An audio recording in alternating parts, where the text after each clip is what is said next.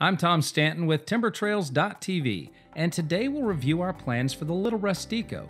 Not really a tiny house, but a stylish, micro-sized travel trailer. Our little travel trailer is modeled after the North Rustico Lighthouse on Prince Edward Island in Canada. The Lil Rustico borrows from its big brother's classic and elegant structured design and uniquely raked front and sidewalls.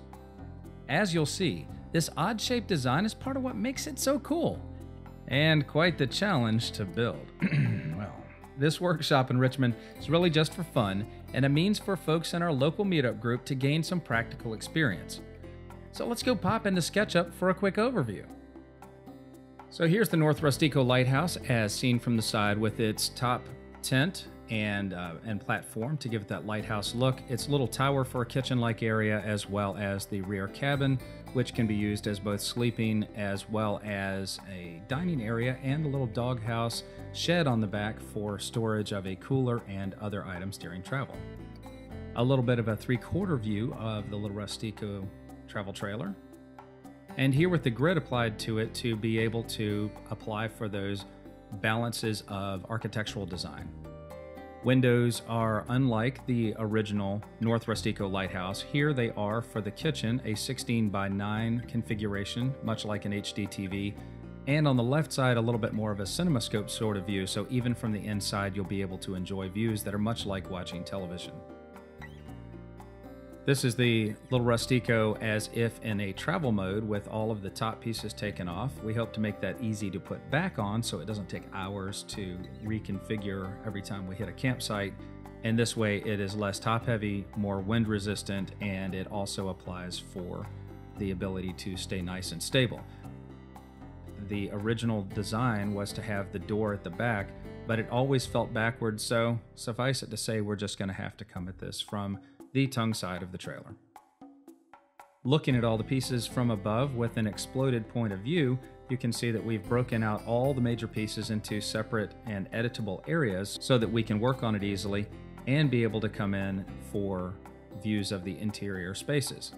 Seen here is the Lil Rustico when it's set up as if in a daytime mode, so a place to prepare for food and a place to be able to eat as well. So the 5 planks that you see here, 2 for each of the benches and 1 for the table, are reusable components. They sit on that little band that runs around the outside of it as a 2x4 that gives it a place to rest and provides for an integrity that we can utilize throughout the life of the trailer for multiple purposes. Looking at the Lil Rustico as if in its sleeping mode, the 5 planks are now used as the base for the bed. It provides for storage underneath and also leaves a little bit of room to be able to hop out of bed at night. The windows do articulate into an awning style window and will provide for good airflow. It'll help keep some of the rain and other weather out, and then also seal up nice and tight in colder conditions where we would actually provide a little bit of heat inside of here. Much like a tent, as long as we keep it nicely sealed, we should be able to stay nice and comfy. Looking at the components for the Lil Rustico are the 4x8 travel trailer, the tub that's going to be made of dimensional materials, as well as a good hardwood plywood for the floor decking. There's space beneath that for insulation or storage of flat items. There are the 2 side walls that are mirrored, so they'll be easier to construct. They will be held up by the front wall, as well as the back wall that sits above the cabin area. The back wall of the cabin utilizes some timber frame-like elements, including a purlined roofing system, as well as a truss-like back with the scissor truss that is both structural, but predominantly a little bit more of an application that looks attractive. The rear of this also includes an opening against which the doghouse shed will mate directly with its parts. Another option here, and something we'll consider when we build it, is would we be better off adding a real doorway at the back wall? The cabin roof will actually sit above those purlins, so it's going to be attractive on the inside and have a more finished look to the roof, as well as then having an ability to put some insulation in above it so that we can have insulated roofing. And the same sort of thing applies here. We have some basic rafters built in. We're using some of these bird mouth cuts to hold the rafters to the top of the little doghouse shed, and then be able to wrap it with some nice pieces of material that will help give a nice look to the exterior. And a final view of the Lil Rustico as it would be seen from a campfire where you're toasting marshmallows. tipping back a drink with some friends, or otherwise just enjoying being in the great outdoors. In our core business, Timber Trails provides custom design services, turnkey SIP shells, how-to media, and DIY support for travel trailers, tiny houses, park model homes, cottages, and cabins.